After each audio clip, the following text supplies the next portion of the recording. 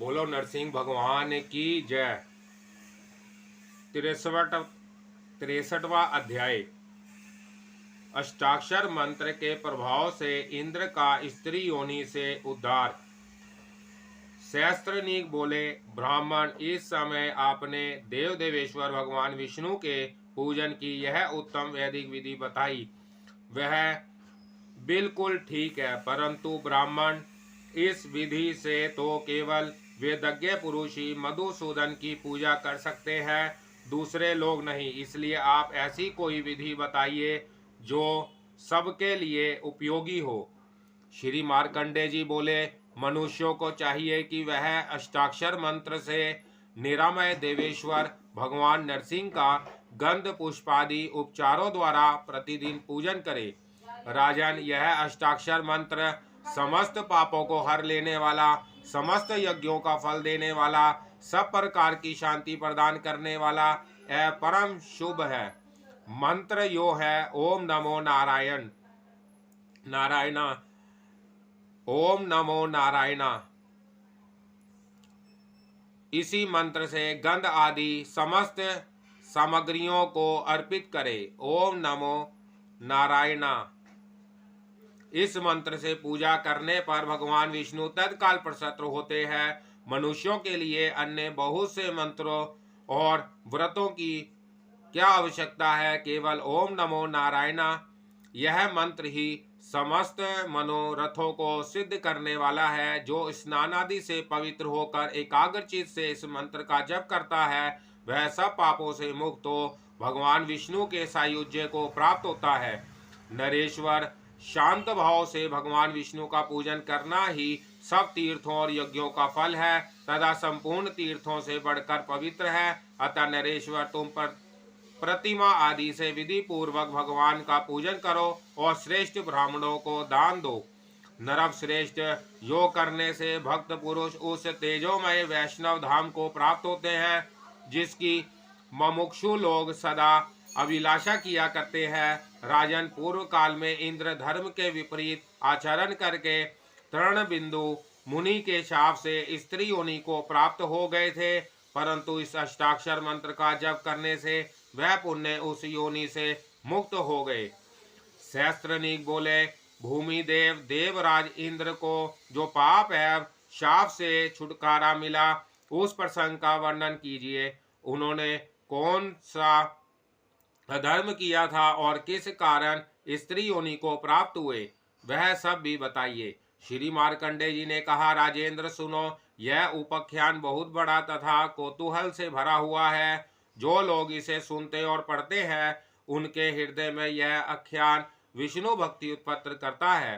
पूर्व काल की बात है, एक समय देवलोक का राज्य भोगते हुए इंद्र के लिए उनका वह राज्य भी ब्रह्मा वस्तुओं में वैराग्य का कारण बन गया। उस समय इंद्र का स्वभाव राज्य कार्यों और भोगों के प्रति विषम हो गया। वह सोचने लगे, यह निश्चित है कि विरक्त हृदय वाले पुरुषों की दृष्टि में स्वर्ग का राज्य कुछ भी महत्व नहीं रखता। राज्य का सार है विषयों का भोग, तथा भोग के अंत में कुछ भी नहीं रह जाता। यही सोचकर मुनिगण सदा ही मोक्षाधिकार के विषय में ही विचार करते हैं। लोगों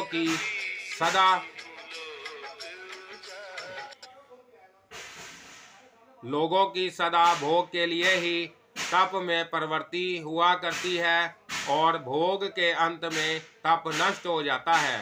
परंतु जो लोग मैत्री आदि के द्वारा विषय संपर्क से विमुख हो गए हैं, उन मोक्ष भागी पुरुषों को ना तप की आवश्यकता होती है, ना योग की। इन सब बातों का विचार करके देवराज इंद्र शूद्र घंटिकाओं की ध्वनि से युक्त विमान पर आरूढ़ हो भगवान शंकर की आराधना के लिए कैलाश पर्वत पर चले आए। उस समय उनके मन में एकमात्र मोक्ष की कामना रह गई थी। कैलाश पर रहते समय इंद्र एक दिन घूमते हुए मानसरोवर के तट पर आए। वहां उन्होंने पार्वती जी के युगल चरण बिंदुओं का पूजन करती हुई यक्षराज कुबेर की प्राण वल्लभा चित्रसेना को देखा, जो कामदेव के महान रथ की ध्वजा सी जान पड़ती थी। उत्तम जम्बूनद नामक सुवर्ण के समान उनके अंगों की दिव्य कांति थी। आंखें बड़ी बड़ी और मनोहर थी, जो कान के पास तक पहुंच गई थी। महीन साड़ी के भीतर से उसके मनोहर अंग इस प्रकार झलक रहे थे, मानो कुहासे के भीतर से चंद्रलेखा दृष्टि गोचर हो रही हो।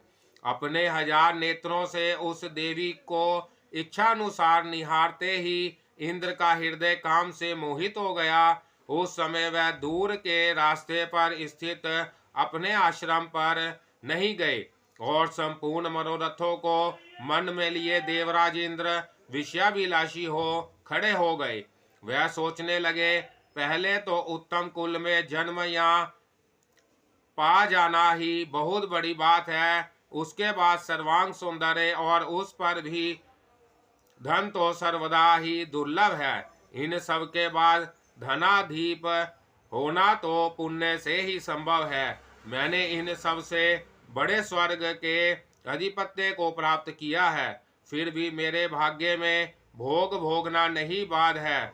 मेरे चित्त में ऐसी दुर्बुद्धि आ गई है कि मैं स्वर्ग का सुख भोग छोड़कर यहाँ मुक्ति की इच्छा में आ पड़ा हूँ। मोक्ष सुख तो इस राज्य भोग द्वारा मोह लिया जा सकता है, परंतु क्या मोक्ष भी राज्य प्राप्ति का कारण हो सकता है? भला अपने द्वार पर पके अत्र से युक्त खेत को छोड़कर कोई जंगल में खेती करने को क्यों जाएगा? जो संसारिक दुख से मारे मारे फिरते हैं और कुछ भी करने की शक्ति नहीं रखते, वह ही अकर्मण्य भाग्यहीन एवं मूढ़ जन मोक्ष मार्ग की इच्छा करते हैं। इन सब बातों पर बारंबार विचार करके देवेश्वरों के चक्रवर्ती सम्राट बुद्धिमान वीरवर इंद्र कुबेर पत्नी चित्रसेना के रूप पर मोहित हो गए। समस्त मानसिक वेदनाओं से व्याकुल हो धैर्य खोकर वह कामदेव का स्मरण करने लगे। इंद्र के स्मरण करने पर अत्यंत कामनाओं से व्यापक चित्तवर्ती वाला कामदेव बहुत धीरे धीरे डरता हुआ वहां आया, क्योंकि वही पूर्व काल में शंकर जी ने उसके शरीर को जलाकर भस्म कर दिया था। क्यों ना हो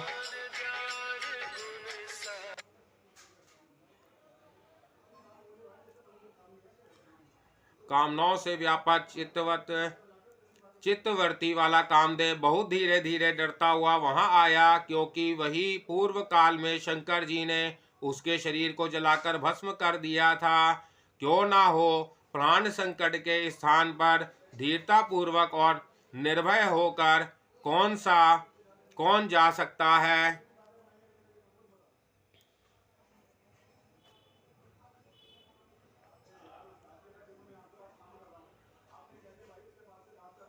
नाथ, मुझसे जो कार्य लेना हो आज्ञा दीजिए, बताइए तो सही। इस समय कौन आपका शत्रु बना हुआ है, शीघ्र बताएं। विलंब ना कीजिए, मैं अभी उसे आपत्ति में डालता हूँ। उस समय कामदेव के उस मनोभिराम वचन को सुनकर मन ही मन उस पर विचार करके इंद्र बहुत संतुष्ट हुए। अपने मनोरथों को सहसा सिद्ध होते जान वीरवर इंद्र ने हंसकर कहा, कामदेव, अनंग बन जाने पर भी तुमने जब शंकर जी को भी आधे शरीर का बना दिया, तब संसार में दूसरा कौन तुम्हारे उस शार घात को सह सकता है? अनंग, जो गिरिजा पूजन में एकाग्रचित होने पर भी मेरे मन को निश्चय ही मोहे लेते हैं, उस विशाल न्यायों वाली सुंदरी को तुम एकमात्र मेरे अंग संग ही सरस भावना से युक्त कर दो। अपने कार्य को अधिक महत्व देने वाले सुरराज इंद्र के यो कहने पर उत्तम बुद्धि वाले कामदेव ने भी अपने पुण्यमय धनुष पर बाण रखकर मोहन मंत्र का स्मरण किया। तब कामदेव द्वारा पुष्प बाण से मोहित की हुई वह बाला अपने संपूर्ण अंग में मद के उद्रेक से विहर हो गई और पूजा छोड़ इंद्र की ओर देखकर मुस्कुराने लगी। भला कामदेव के धनुष की टंकार कौन सह सकता है। इंद्र उसको अपनी ओर निहारते देखकर यह वचन बोले, चंचल नेत्रों वाली बाले, तुम कौन हो जो पुरुषों के मन को इस प्रकार मोहे लेती हो। बताओ तो तुम किस पुण्यात्मा की पत्नी हो। इंद्र के इस प्रकार पूछने पर उसके अंग मद से विरह हो उठे, शरीर में रोमांच, संवेद और कंपन होने लगे। वह काम बाण से व्याकुल हो गदगद कंठ से धीरे धीरे इस प्रकार बोली, नाथ, मैं धनाधीव कुबेर की पत्नी एक कन्या यक्ष कन्या हूँ। पार्वती जी के चरणों की पूजा करने के लिए यहाँ आई थी। आप अपना कार्य बताइए। आप कौन है जो साक्षात कामदेव के समान रूप धारण किए जा यहाँ खड़े हैं। इंद्र बोले, प्रिय, मैं स्वर्ग का राजा इंद्र हूँ। तुम मेरे पास आओ और मुझे अपनाओ तथा चिरकाल तक मेरे अंग संग के लिए शीघ्र ही उत्सुकता धारण करो। देखो, तुम्हारे बिना मेरा यह जीवन और स्वर्ग का विशाल राज्य भी व्यर्थ हो जाएगा। इंद्र ने मधुर वाणी में जब इस प्रकार कहा, तब उसका सुंदर शरीर काम वेदना से पीड़ित होने लगा और वह फहराती हुई पताकाओं से सुशोभित विमान पर अरूढ़ हो देवराज के कंठ से लग गई। तब स्वर्ग के राजा इंद्र शीघ्र ही उसके साथ मंदराचल की उन कंदरों से चले गए, जहाँ का मार्ग देवता और असुर दोनों की ही दृष्टि में नहीं आया था और जो विचित्र रत्नों की प्रभा से प्रकाशित थी। आश्चर्य है कि देवताओं के राज्य के प्रति आदर न रखते हुए भी वह उदार पराक्रमी इंद्र उस सुंदरी यक्ष बाला के साथ वहां रमण करने लगे तथा काम के वशीभूत हो परम चतुर इंद्र ने अपने हाथों चित्रसेना के लिए शीघ्रता पूर्वक छोटी सी पुष्प शैया तैयार की। कामोपभोग में परम चतुर देवराज इंद्र चित्रसेना के समागम से कृतार्थता का अनुभव करने लगे। इस स्नेह रस से अत्यंत मधुर प्रतीत होने वाला वह पर स्त्री के आलिंगन और समागम का सुख उन्हें मोक्ष से भी बढ़कर जान पड़ा। इधर इंद्र जब चित्रसेना को लेकर मंदराचल पर चले आए, तब उसकी संगिनी स्त्रियां उसे साथ लिए बिना ही यक्षराज कुबेर के समीप वेग पूर्वक आई। वह दुस्साहस से अनभिज्ञ थी, अतः घबराहट के कारण उनके सारे शरीर में व्यथा हो रही थी। वह गद कंठ से बोली, यक्षपते, निश्चय ही आप हमारी यह बात सुने। आपकी भार्या चित्रसेना को किसी अज्ञात पुरुष ने पकड़कर विमान पर बिठा लिया और चारों ओर सशंक दृष्टि से देखता हुआ वह चोर बड़े वेग से कहीं चला गया है। विष के समान दुस्साह प्रतीत होने वाली इस बात को सुनने से धनाधीप कुबेर का मुंह काला पड़ गया। वह अग्नि से जले हुए वृक्ष के समान हो गए।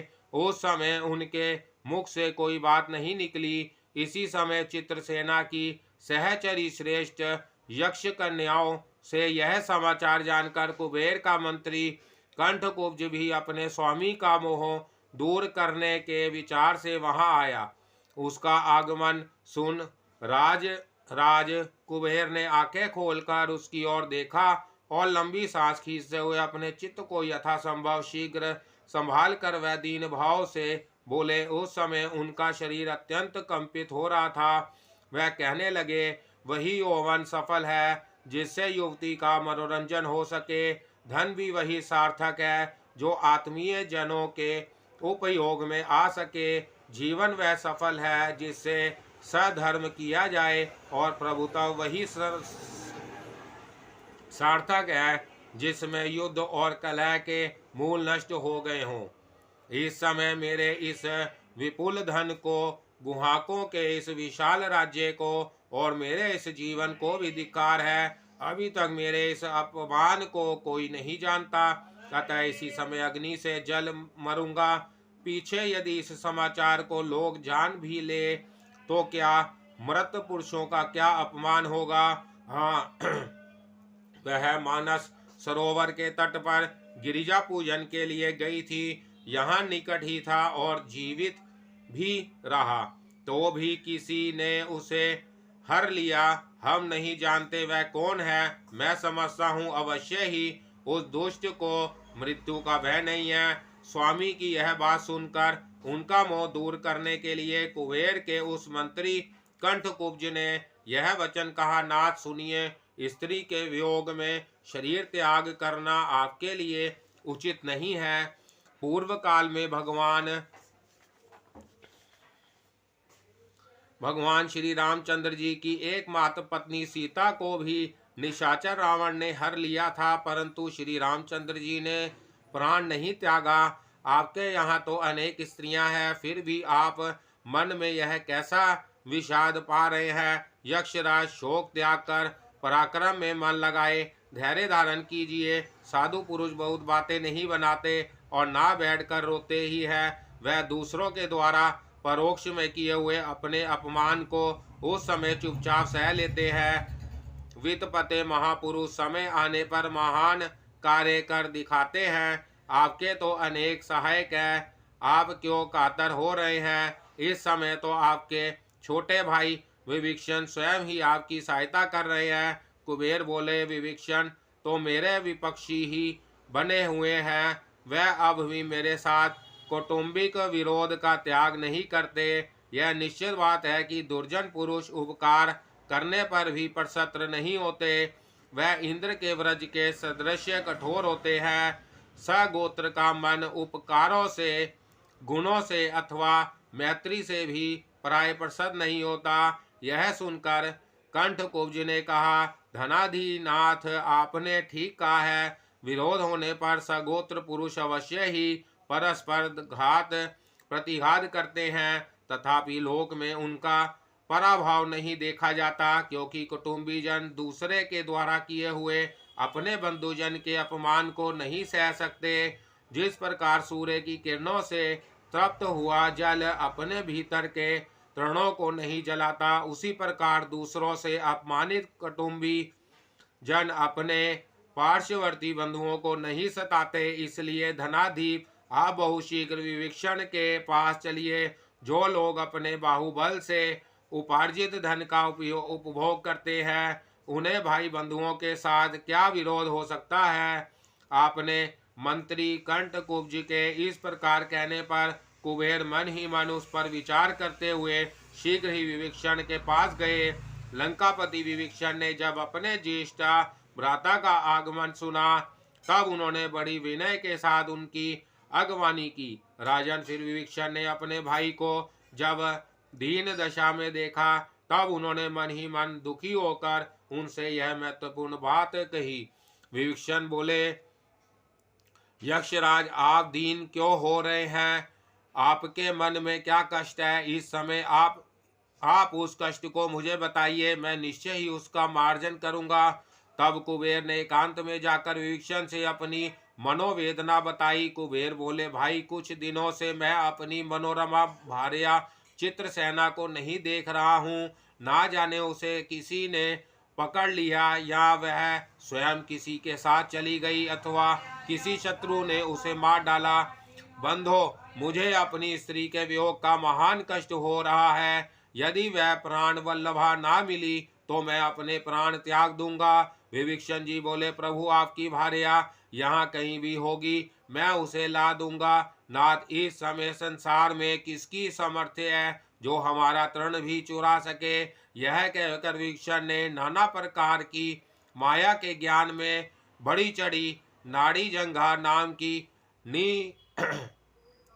निशाचरी से बहुत कुछ कहा और बताया। कुबेर की जो चित्रसेना नाम की पत्नी है, वह एक दिन जब मानसरोवर के तट पर थी, तभी वहां से किसी ने उसे हर लिया। तुम इंद्र आदि लोकपालों के भवनों में देखकर उसका पता लगाओ। भूप, तब वह निशाचरी मायामय शरीर धारण कर इंद्रादि देवताओं के भवनों में खोज करने के लिए शीघ्र ही स्वर्गलोक में गई।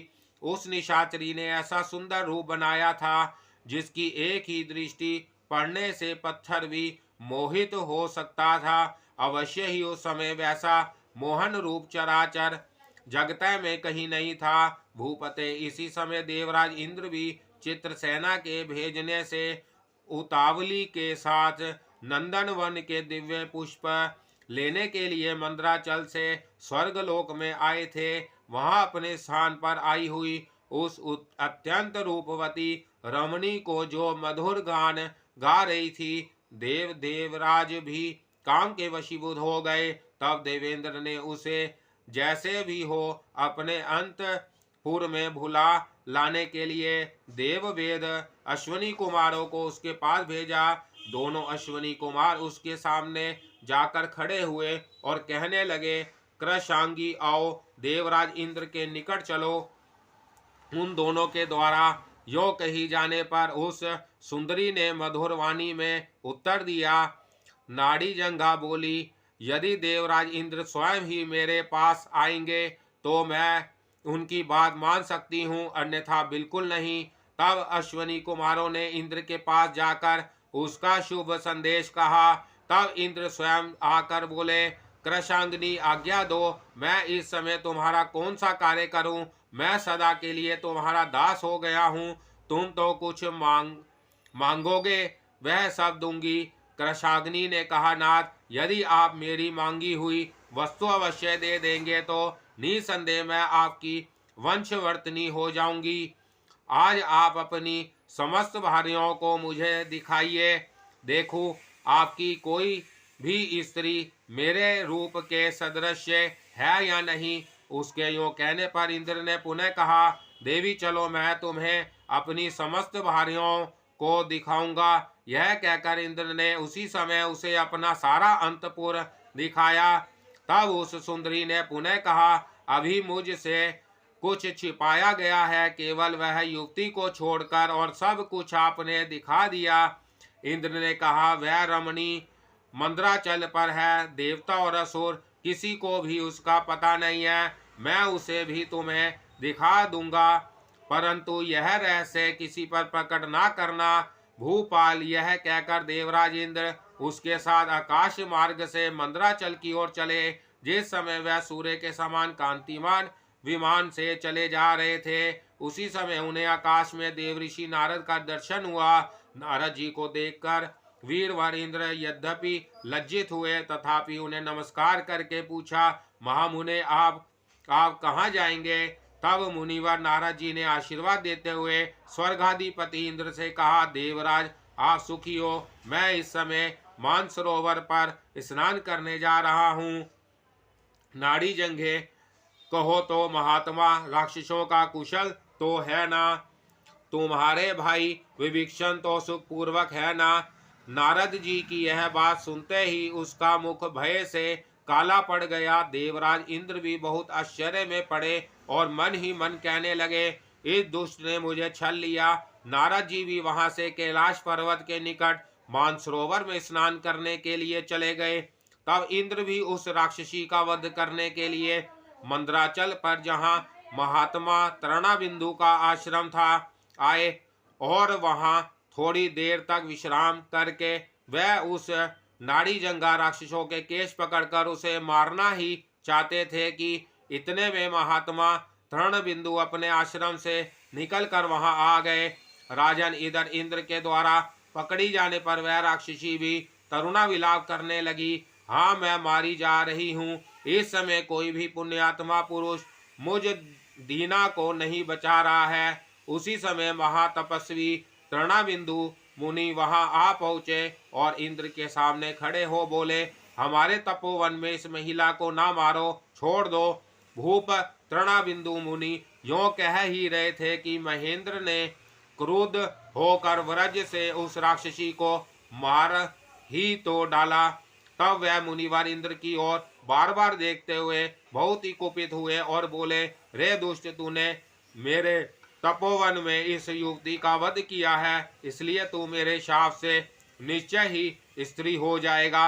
इंद्र बोले, नाथ, मैं देवताओं का स्वामी इंद्र हूँ और यह स्त्री महादुष्टा राक्षसी थी, इसलिए मैंने इसका वध किया है। आप इस समय मुझे शाप ना दे। मुनि बोले, अवश्य ही, मेरे तपोवन में भी दुष्ट और साधु पुरुष भी रहते हैं, परंतु वह मेरे तपस्या के प्रभाव से परस्पर किसी का वध नहीं करते। भूप मुनि के यो कहने पर इंद्र निसंदेह स्त्री योनि को प्राप्त हो गए और पराक्रम तथा शक्ति खोकर स्वर्ग को लौट आए। उन्होंने सदा ही लज्जा और दुख से खिन्न रहने के कारण देवताओं की सभा में बैठना ही छोड़ दिया। इधर देवता भी इंद्र को स्त्री के रूप में परिवर्तित हुआ देखकर बहुत दुखी हुए। तत्पश्चात सभी देवता और दीना शची इंद्र को साथ लेकर ब्रह्मा जी के धाम को गए। जब तक ब्रह्मा जी समाधि से विरत हुए तब तक वह सभी वहां ठहरे रहे और इंद्र के साथ ही सब देवता ब्रह्मा जी से बोले, ब्राह्मण सुरराज इंद्र तृणाबिंदु मुनि के शाप से स्त्री योनि को प्राप्त हो गए हैं। वह मुनि बड़े क्रोध है, किसी प्रकार अनुग्रह नहीं करते। ब्रह्मा जी बोले, इसमें उन महात्मा तृणबिंदु मुनि का कोई अपराध नहीं है। इंद्र स्त्री वध रूपी अपने ही कर्म से स्त्री भाव को प्राप्त हुए हैं। देवताओं देवराज इंद्र ने भी मदमत होकर बड़ा ही अनायाय किया है। जो कुबेर की पत्नी चित्रसेना का गुप्त रूप से अपहरण कर लिया। यही नहीं, उन्होंने तृणबिंदु के तपोवन में एक युवती का वध किया। अतः अपने इस निंद कर्म के परिणाम स्वरूप ही यह इंद्र स्त्री भाव हो प्राप्त हुए हैं। देवगण बोले, नाथ, इन्होंने दुर्बुद्धि से प्रेरित होकर जो शंकर प्रिय कुबेर का अपमान किया है उसके लिए हम सब लोग शची के साथ कुबेर को प्रसन्न करने का यत्न करेंगे। विभो कुबेर की पत्नी चित्रसेना मंदराचल पर गुरु रूप से रहती है। हम सभी लोग सम्मति करके उसे कुबेर को अर्पित कर देंगे। देवराज इंद्र भी प्रति त्रयोदशी और चतुर्दशी को नंदन वन में शची को साथ लेकर यक्ष और राक्षसों की पूजा करेंगे। तत्पश्चात शची अपने प्रियतम को कष्ट में डालने वाली चित्रसेना को गुप्त रूप से ले जाकर यक्षराज कुबेर के भवन में छोड़ आई। इसी समय कुबेर का दूत असमय में ही लंका में पहुंचा और कुबेर ने चित्रसेना के लौट आने का समाचार सुनाया। हे धनाधीप, आपकी प्रिय पत्नी चित्रसेना शची के साथ घर लौट आई है। वह शची जैसी अनुपम सखी को पाकर कृतार्थ हो चुकी है। तब कुबेर भी कृतकृत्य होकर अपने घर को लौट आए। इसके बाद देवगण पुनः ब्रह्मा लोक में जाकर ब्रह्मा जी से प्रार्थना करने लगे। देवगण बोले, ब्राह्मण, आपकी कृपा से यह सारा काम तो हो गया, इसमें संदेह नहीं है, परंतु अब जैसे पति के बिना नारी, सेनापति के बिना सेना और श्री कृष्ण के बिना व्रज की शोभा नहीं होती, उसी प्रकार इंद्र के बिना अमरावती सुशोभित नहीं होती। प्रभु, अब इंद्र के लिए कोई जप क्रिया, तप, दान, ज्ञान और तीर्थ सेवन आदि उपाय बताइए जिससे स्त्री भाव से इनका उद्धार हो सके। ब्रह्मा जी बोले, उस मुनि के शाप को अन्यथा करने में ना तो मैं समर्थ हूँ और ना भगवान शंकर ही। इसके लिए एकमात्र भगवान विष्णु के पूजन को छोड़कर दूसरा कोई उपाय भी सफल नहीं दिख पड़ता। बस इंद्र अष्टाक्षर मंत्र के द्वारा भगवान विष्णु का विधि पूर्वक पूजन करे और उस मंत्र का जप करते रहे, इससे वह स्त्री भाव से मुक्त हो सकते हैं। इंद्र स्नान करके श्रद्धा युक्त हो आत्मशुद्धि कर के लिए एकाग्रचित से ओम नमो नारायण इस मंत्र का जप करो। देवेंद्र, इस मंत्र का 2 लाख जप हो जाने पर तुम स्त्री योनि से मुक्त हो सकते हो। यह सुनकर इंद्र ने ब्रह्मा जी की आज्ञा का यथावत पालन किया। तब वह भगवान विष्णु की कृपा से स्त्री भाव से छुटकारा पा गए। मार्कंडेय जी कहते हैं, राजन, इस प्रकार मैंने भृगु जी की आज्ञा से तुम्हारे समक्ष परम उत्तम भगवान विष्णु के महत्वमय को पूर्ण रूप से सुना दिया। अब तुम आलस्य त्याग कर भगवान विष्णु की आराधना करो। जो लोग अखिल जगत के कारणभूत भगवान विष्णु के पारक्रम से संबंध रखने वाली उनकी कथा को सुनते हैं, वह यदि पर स्त्रीगामी रहे तो भी पापहीन एवं कलम रहित होकर निश्चय ही भगवान विष्णु के परम पद को प्राप्त करते हैं। सूत जी कहते हैं, मुनिवर, मार्कंडेय जी के द्वारा इस तरह सम्यक प्रकार से उपदृष्टि होकर राजा सहस्त्रनीक भगवान नरसिंह की आराधना करके विष्णु के अविनाशी पद को प्राप्त हो गए। भारद्वाज मुने, इस प्रकार मैंने आपको यह संपूर्ण सहस्त्रनीक चरित्र सुनाया। इसके बाद आपसे और क्या कहूँ।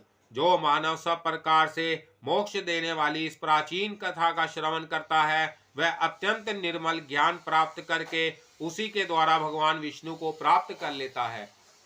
बोलो लक्ष्मीनारायण भगवान की जय, नरसिंह भगवान की जय।